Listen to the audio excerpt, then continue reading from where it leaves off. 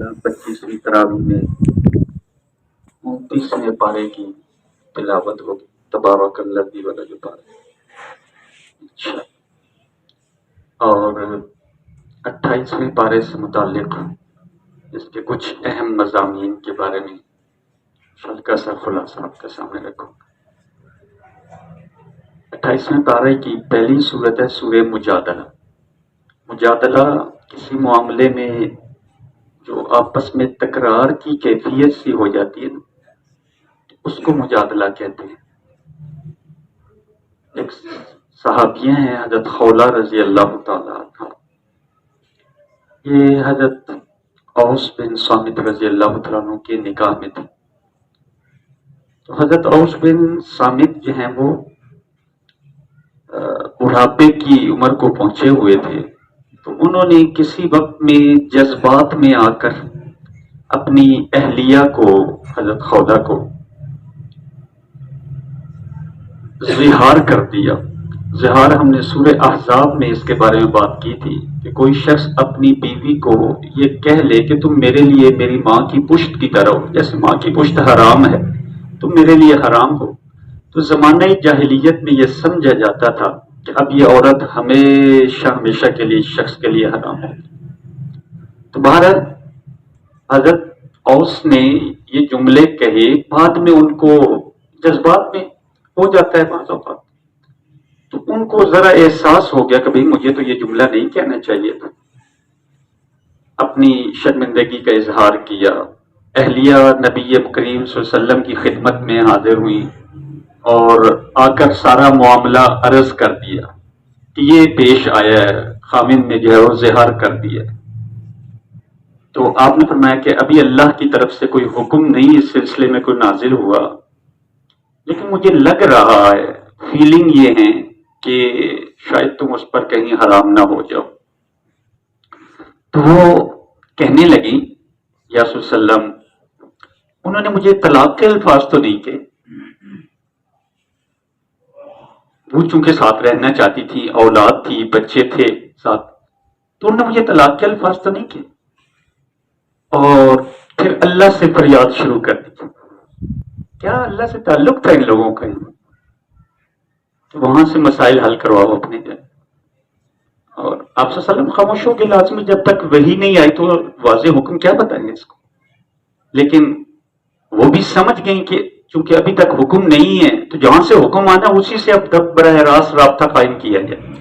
तो फरियाद कर रही है, अल्लाह मेरे बच्चे ज़ाया हो जाएंगे, और अल्लाह से बार बार फरियाद कर रही है। बस कुछ ही देर गुजरी थी कि यह सूरह मुजादला की आयात नाज़िल हुई, जिसमें ज़िहार के बारे में अहकाम दिए कि भी आप रुजू करें और उस पर कफ़ारा अदा करें। वो कफ़ारा बताया गया कि अगर कोई मर्द ऐसी ज़माने जाहिलियत वाली बात अहलिया से कह दे तो उस पर यह कफ़ारा जो उसको अदा करना चाहिए। इस सूरत में आगे मुनाफिकीन और यहूद की जो गठजोड़ था, आपस की सरगोशियां थी, विस्परिंग जो थी होती थी मुसलमानों को देखकर, इससे लोगों को, मुसलमानों को उलझन पैदा होती कि पता नहीं हमारे खिलाफ ही क्या कर रहे हैं। तो उसके पर्दे को चाक किया गया कि भाई ये क्या असल में आपके बारे में कहते हैं। इसी सिलसिले में मुसलमानों को जो इज्तिमाई मजालिस होती हैं, यानी जिसमें गैदरिंग होती है, लोग इकट्ठे होते हैं, उसके आदाब बताए गए। कभी इन आदाब का ख्याल रखा करो। तो इन आदाब का ख्याल न रखने से आपस में गलत फहमियां पैदा हो जाती, लोग बिला वजह से बदगुमान होना शुरू, पता नहीं वो एक दूसरे के कान में क्या कह रहे थे। तो इससे मुतालिक अहकाम दिए गए। फिर आखिर सूरत में जो सच्चे अहले ईमान हैं उनके बारे में यह बताया गया कि ऐसे लोग कभी भी अल्लाह उसके रसूल के मुखालिफ जो लोग हैं, अल्लाह उसके रसूल के हुक्म के मुकाबले में आने वाले लोगों से कभी गहरा ताल्लुक कायम नहीं करते, गहरी दोस्ती कायम नहीं करते। ये कहते हैं मामलात, लेन देन, कोई बिजनेस है, कुछ सिलसिला, ये चलता है सिलसिला, लेकिन एक होता ना वो एक गहरी दोस्ती जो है, ये ऐसी जो है ना, अल्लाह जो अहले ईमान है ऐसे लोगों से भी जिनका पता चल रहा है कि अल्लाह उसके रसूल के मुकाबले में बहुत अजीब इनका रवैया है, तो उनके साथ इस दर्जे में गहराई में जाके अपने ताल्लुकात कायम नहीं करते। उसके बाद अगली सूरत है सूरतुल हश्र। इसमें रसूलुल्लाह सल्लल्लाहु अलैहि वसल्लम ने جو میثاق مدینہ کیا تھا، یعنی جو امن کے معاہدے کیے تھے، ہجرت فرما کر تشریف لے گئے تھے، تو اس میں یہود کی بھی مختلف قبائل سے امن کے معاہدے ہوئے تھے. اس میں بنو نذیر ہے، اس کو نذیر بھی بولتے ہیں، اور بنو قینقاع اور بھی ہیں، بنو قریظہ وغیرہ. تو ان قبائل نے امن کے معاہدے کر کے ان کو توڑ دیا وقتاً فوقتاً. ایک نے تو رسول اللہ صلی اللہ علیہ وسلم کے نعوذ باللہ قتل کرنے کی سازش کر لی. یہاں ان کو اپنے علاقے میں بلایا، اور ایریا ایسا تھا کہ جہاں کچھ پہاڑی سی تھی، تو تاکہ وہاں سے اوپر سے چٹان گرائیں گے اور اوپر لوگ مقرر کر دیے گا اچھا جی نیچے آ کے ختم ہو جائیں گے، تو ہم کہیں گے بھائی اوپر سے وہ ہو گئی ہے، لینڈ سلائڈنگ ہوگی تو ہم کیا کریں گے، گر گئی تو ہمارا تو کوئی قصور نہیں. تو اللہ نے اپنے نبی کو پہلے سے اس سے کیا کر دیا، خبردار کر دیا. ان لوگوں کو الٹیمیٹم دیا تھا رسول اللہ صلی اللہ علیہ وسلم نے کہ تم لوگ اب یہاں سے نکل جاؤ، تم اس قابل نہیں ہو کہ تم سے اب امن کا کوئی اور معاہدہ کیا جائے. چنانچہ منافقین نے ان کو جو ہے وہ شہ دی کہ نکلنے کو کچھ نہیں ہوگا. کہ بہرحال اللہ جل شانہ نے مسلمانوں کا، نبی اکرم صلی اللہ علیہ وسلم کا ایک روب، ایمانی روب جب ان پہ ایسا ڈالا کہ پھر ان کو وہاں سے نکلنا پڑا، سوائے جو ہے وہ بہر یہ حکم دیا کہ اب سب کچھ لے جاؤ، سوائے اسلحہ وغیرہ چھوڑو، باقی سب کچھ یہاں سے لے جاؤ. اسی طرح بنو قینقاع یہود مدینہ کا قبیلہ تھا، اس کے بارے میں بھی جو ہے نا اس نے بھی اسی طرح خلاف ورزی کی، اس کے احکام ذکر کیے گئے. تیسرے رکوع میں اہل ایمان کو متوجہ کیے گئے، یا ایھا الذین آمنوا اتقوا اللہ، اہل ایمان اللہ سے ڈرو، خوف دل میں پیدا کرو اپنے رب کا. تمہارا خالق ہے، تمہیں سب کچھ عطا فرما رہا ہے، وہ تمہیں زیادہ دیتا ہے، پکڑ کم کرتا ہے تمہاری. اور یہ بات ذہن میں بٹھاؤ، وہ دینا بھی جانتا ہے، لینا بھی جانتا ہے. وہ آسانیاں بھی پیدا کرتا ہے، تو پھر جب پکڑتا ہے تو پھر اس کی پکڑ کا کوئی مقابل نہیں ہے. ان بطش ربک لشدید، لہذا خیال رکھو. اور ولتنظر نفس ما قدمت لغد، ہر انسان، ہر مومن، ہر کلمہ گو یہ سوچتا رہے وہ آگے کے لیے کیا بھیج رہا ہے، آگے کے لیے، اگلے جہان کے لیے، اگلے سفر کے لیے. ولتنظر نفس ما قدمت لغد واتقوا اللہ ان اللہ خبیر بما تعملون، تمہارے عملوں سے پوری طرح باخبر ذات. قرآن کی عظمت، اس قرآن کو، اس کی شان کو، اس کی جو روحانی طاقت ہے، اگر اس قرآن کو ہم براہ راست پہاڑوں پر اتارتے تو پہاڑ بھی یوں سے جیسے پھٹنے کو کوئی چیز ہوتی، وہ اس کی طاقت کو برداشت نہ کرتے. لو انزلنا هذا القرآن على جبل لرأيته خاشعا متصدعا من خشیت اللہ.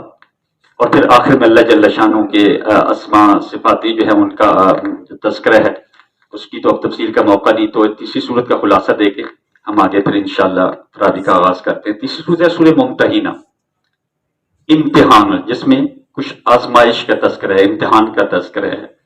تو ہوا یہ تھا کہ صلح حدیبیہ کے جب قریش نے معاہدہ توڑا تھا نا، تو اس معاہدے کے ٹوٹنے کے بعد اب دونوں فریق آزاد ہو گئے تھے، معاہدے سے نکل گئے کیونکہ انہوں نے توڑ ڈالا. تو رسول اللہ صلی اللہ علیہ وسلم نے خاموشی سے مسلمانوں کو جہاد کی تیاری کا حکم دیا. مکہ کے فتح کرنے کے لیے خاموشی کے ساتھ ایک پلان جو ہے وہ جاری کیا گیا. تو اس میں ایک صحابی ہیں، بدری صحابی ہیں، حضرت حاطب بن ابی بلتع رضی اللہ تعالیٰ، بڑے مخلص صحابی. تو یہ حقیقت میں مکہ کے رہنے والے نہیں تھے، ان کا خاندان بھی کہیں سے مائگریٹ ہو کر آیا تھا، ہجرت کر کے آیا تھا مکہ میں جب یہ آئے تھے. اب جب ہجرت کی تو انہوں نے اکیلے ہی ہجرت کی تھی، اور یہ ان کا خاندان ابھی مکہ ہی میں تھا.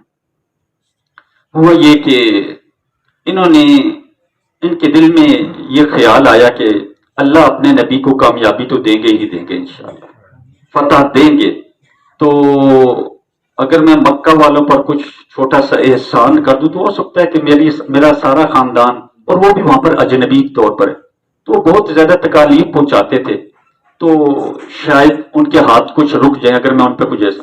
صرف اتنی خبر جو ہے وہ انہوں نے جو ہے وہ وہاں مکہ میں ایک خاتون کے ذریعے آئی ہوئی تھی تو پہنچائی کہ بھائی مسلمان اب تمہارے خلاف جو ہے نا وہ جہاد کی تیاری کر رہے ہیں، بس یہ. لیکن ہوا یہ کہ وہ خاتون وہ پیغام لے کر ابھی راستے ہی میں تھے کہ اللہ نے وحی کے ذریعے اپنے نبی کو فرمایا کہ بھائی اس طرح کا معاملہ ہے. تو آپ نے صحابہ کو بھیجا، حضرت علی رضی اللہ تعالیٰ عنہ جیسی شخصیت کو، اور اس عورت کو اسی مقام پر جہاں اللہ کے نبی نے وحی کی روشنی بتایا تھا کہ وہاں اس مقام پہ تمہیں وہ عورت ملے گی، اس کے پاس جو کچھ بھی ہے وہ لے کر آتے بس۔ چنانچہ وہ خاتون اسی جگہ پر ملی، اور پھر بہرحال انہوں نے وہ پیغام جو حضرت حاطب بن نبی بلتع نے بتایا تھا کہ مسلمان جہاد کی تیاری کر رہے ہیں، تو وہ واپس لایا گیا اور آپ صلی اللہ علیہ وسلم نے اس کو پڑھوایا، تو حضرت حاطب رضی اللہ تعالیٰ عنہ کو بلوایا تو فرمایا گیا صلی اللہ علیہ وسلم میرے اندر کوئی نفاق نہیں ہے، میں کوئی دل کا خراب انسان نہیں ہوں، صرف ایک یہ مقصد تھا کہ وہ لوگ اس احسان کی وجہ سے میرے خاندان پہ جو ہے وہ بچوں کو کم از کم نقصان نہ پہنچا، اس کے علاوہ کوئی اور مقصد نہیں۔ مجھے یہ پتا تھا کہ اللہ نے انشاءاللہ آپ کو کامیابی دینی۔ آپ صلی اللہ علیہ وسلم نے انہیں معاف فرمایا، ان کے بہت واضح طور پر جو ہے وہ، لیکن قرآن نے پھر آئندہ کے لیے ہدایات دی کہ دیکھو اے اہل ایمان، میرے اور اپنے دشمنوں کو اپنا دوست مت بناؤ، وہ تو اس حق کا انکار کر چکے جو تمہارے پاس آ چکا، وَقَدْ كَفَرُوا بِمَا جَاءَكُم مِّنَ الْحَقِّ، اور ان کے ظلم و زیادتی سے مجبور ہو کر تمہیں ہجرت کرنا پڑی۔ اور یہ وہ لوگ ہیں کہ جب انہیں مسلمانوں کے مقابلے میں قدرت اور طاقت حاصل ہو جائے، پاور میں آ جائیں، تو یہ کبھی تمہارے خیر خواہ نہیں رہیں۔ إِن يَسْقَفُوكُمْ يَكُونُوا لَكُمْ أَعْدَاءَ وَيَبْسُطُوا إِلَيْكُمْ أَيْدِيَهُمْ وَأَلْسِنَتَهُمْ بِالسُّوءِ، کیا پروپیگنڈے کی جو زبان ہے اس میں بھی یہ تمہارے خلاف پروپیگنڈا کریں گے، اور جہاں جسمانی طور پر تمہیں ختم کرنے کا موقع ہے وہ بھی کریں گے۔ پھر اس سلسلے میں قرآن مجید نے حضرت ابراہیم کے اسوہ حسنہ سے تائید میں کہ دیکھو ابراہیم کی زندگی کو بھی تو دیکھو، ان پر جب ایسے حالات آئے تو ان نے خاندان کو، والدین کو، سب کچھ کو سائڈ پہ کر دیا۔ قد کانت لکم اسوۃ حسنۃ فی ابراہیم۔ آخری صورت میں پھر رسول اللہ صلی اللہ علیہ وسلم کے پاس جو خواتین ہجرت کر کے آتی تھیں، اب یہ کہ واقعتاً وہ ہجرت کر کے آئی ہیں یا کسی اور مقصد کے لیے یہاں پر آئی ہیں، ان کے ایک امتحان کا تذکرہ ہے۔ پھر رسول اللہ صلی اللہ علیہ وسلم خواتین سے پردے کے پیچھے 6 باتوں پر بیعت لیتے تھے، وہ 6 باتوں کا، جس میں شرک وغیرہ ہے، بدکاری ہے، بہتان ہے، الزام تراشی ہے، اولاد کا قتل ہے، اور آج کل وہ ابارشن وغیرہ کا سلسلہ بھی اسی کے اندر آتا ہے۔